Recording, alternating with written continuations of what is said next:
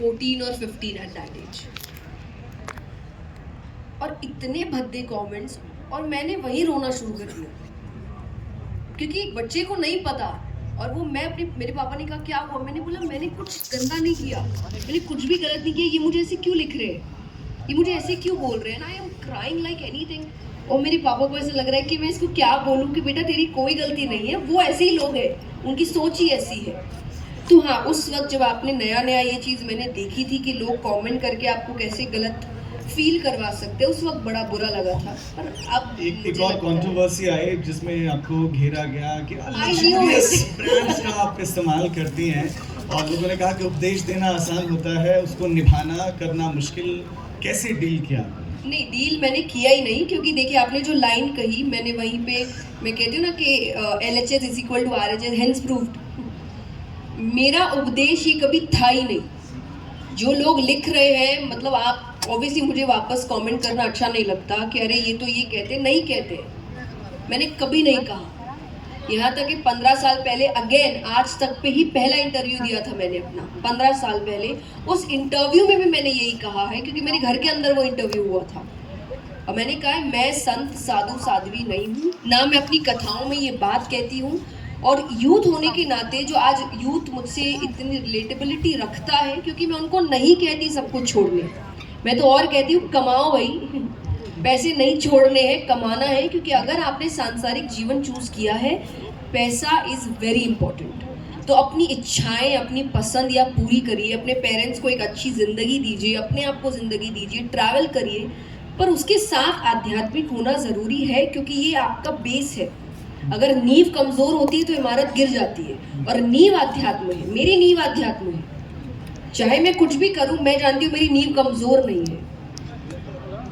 लोगों का समझ में आता है कि वो एक सामान्य जीवन जी रहे हैं, लेकिन आपके लिए कहा जाता है क्योंकि आप आध्यात्मिक वक्ता है, तो क्या एक आध्यात्मिक वक्ता का जो जीवन है या जीवन जो शैली है वो साधारण नहीं होनी चाहिए? आप लग्जूरियस, और आपके जो श्रोता हैं, आपको सुनने वाले हैं, आपके अनुयायी भी बन चुके हैं, वो बहुत ही मुफलिसी में एक तरीके से रह रहे हैं, या फिर उतना नहीं कर पाते। अगर आप ये बात कहेंगे तो आप कह रहे हैं कि आज भारत में सबसे ज़्यादा युवा है, और आप उतने प्रतिशत युवा को अध्यात्म से दूर कर रहे हैं। इसीलिए तो भक्ति का मतलब अध्यात्म मतलब 50-60 साल हो गया था ना।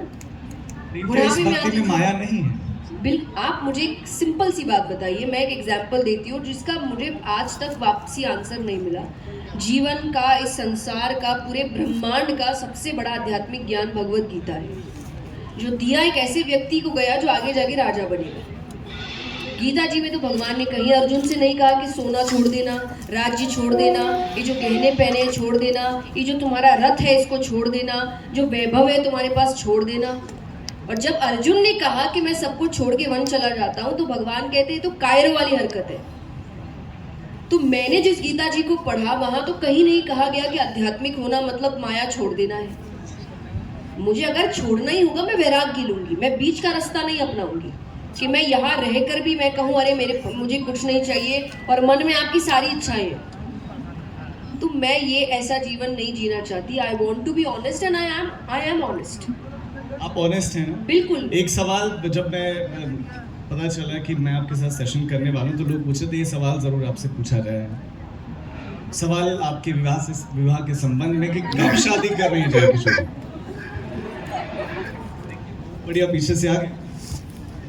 देखिए अभी मैं 2 बातें कहूँगी इस पे। पहली कि डेफिनेटली मुझे करनी है, ऐसा नहीं है कि मेरे मन में कोई विचार है कि मुझे शादी नहीं करनी, पर कब करनी है ये मुझे नहीं पता, और किससे करनी मुझे ये भी नहीं पता।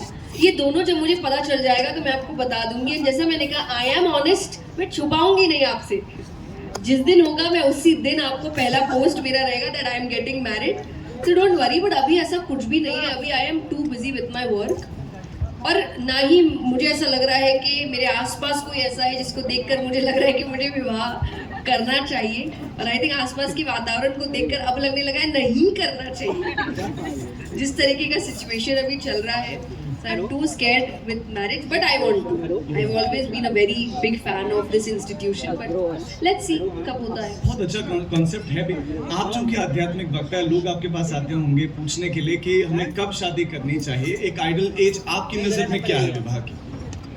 देखिए अगेन इसमें दो बातें हैं. वन, पहला आंसर इज जब आपका मन, जब आप रेडी हो, जब आपको लगे कि मैं शादी जैसी बड़ी जिम्मेदारी को निभाने के लिए तैयार हूँ, तभी आपको शादी करनी चाहिए, क्योंकि ये बहुत बड़ी जिम्मेदारी है. इसीलिए अगर हम आज देखें कि आप अब्रप्ट डिसीजंस लेते हैं, फिर अब्रप्टली वो रिश्ता टूट भी जाता है, तो ये सब कहानी करने की बजाय प्लीज़ टाइम लीजिए, सोचिए, विचारिए, जितने भी प्रोज कॉन्स हैं सब कुछ देखिए, क्योंकि हमको शादी मतलब सिर्फ तामझाम ही नज़र आता है. हल्दी, मेहंदी, संगीत, इसका लहंगा पहनेंगे, उसका लहंगा पहनेंगे, शादी यहाँ करेंगे, शेरवानी इसकी होगी, रिंग ऐसी होगी. नोबडी इज टॉकिंग अबाउट कि जब वो 100-200 लोग घर चले जाएंगे तब ये दो अपने कमरे में जाएंगे आगे के 50 से 60 साल के लिए. तब झगड़े भी आएंगे, महंगाई आएगी, बच्चे आएंगे, बहुत सी प्रॉब्लम्स आने वाली है, आपके ओपिनियंस मैच नहीं करेंगे. तो मुझे लगता है ये एक थॉट आपके पास होना चाहिए. Only then you get married. Second is obviously your biological clock. That depends on you, but we have numerous options these days.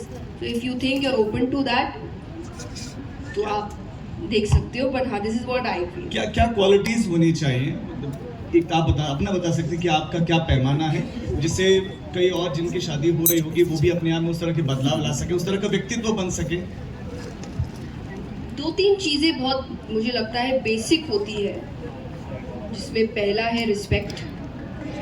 इज्जत होनी चाहिए दोनों के मन में, दोनों के लिए, दोनों के मन में, दोनों के व्यक्तित्व के लिए, दोनों के मन में, दोनों के काम के लिए. ये रिस्पेक्ट आई थिंक सबसे इम्पोर्टेंट चीज़ होती है. मेरे लिए प्यार दूसरे नंबर पे आ सकता है, पर इज्जत पहले नंबर पे है. अगर बात आपके स्वाभिमान की हो तो सामने प्यार ही क्यों ना हो, छोड़ देना चाहिए. लुक्स के बारे में क्या कहेंगे? See looks, I feel beauty is in the eyes of the beholder. मैं आपको ऐसे ऐसे लोग दिखाऊंगी, उनको जिनसे प्यार है ना, उनके सामने उनको दुनिया की कोई सुंदरता नजर नहीं आती. उनको सबसे सुंदर उनका ही व्यक्ति लगता है, उनका पसंदीदा व्यक्ति लगता है. तो सुंदरता आपकी आंखों में. अगर आपको किसी से प्यार हो गया ना, आप एकदम एवरेज इंसान को आप मिस इंडिया और मिस्टर इंडिया बना देते हो. तो ये प्यार है. तो मुझे नहीं लगता लुक्स में हम कुछ कह सकते. That is up to you. आपको क्या सुंदर लगता है, आपको कौन अच्छा लगता है. बट यस, अगर आपकी पसंद केवल बाहरी सुंदरता की वजह से है, देन इट्स नॉट गुड. क्योंकि वो कुछ दिन बाद आपको बड़ा नॉर्मल लगने लग जाएगा, वो सुंदरता, वो तामझाम. तो आपको सोच, जैसा मैंने कहा, सम्मान, सोच, व्यक्तित्व, मानसिकता, ये चीज़ें प्यार को आगे बढ़ाती है. वरना सुंदरता जिस दिन खत्म होगी तो वही आदमी आपको देखे नहीं सुहाएगा, क्योंकि उसकी सोच अच्छी नहीं है. तो ये 3-4 चीज़ों पे आप ज़्यादा ध्यान दीजिए. बाकी जो हमारी कथाएं कहती है, प्रेम जितना निस्वार्थ हो उतना सुंदर होता है. तो स्वार्थ की अब कम ही चीज़ें रखें तो अच्छा है, बाकी सब निस्वार्थ रखिए. श्रीमद् भगवत गीता में कुछ इससे जुड़ा हुआ है जो आप सुनाना चाहें? प्रेम से जुड़ा. देखिए वहाँ वो भगवान उनको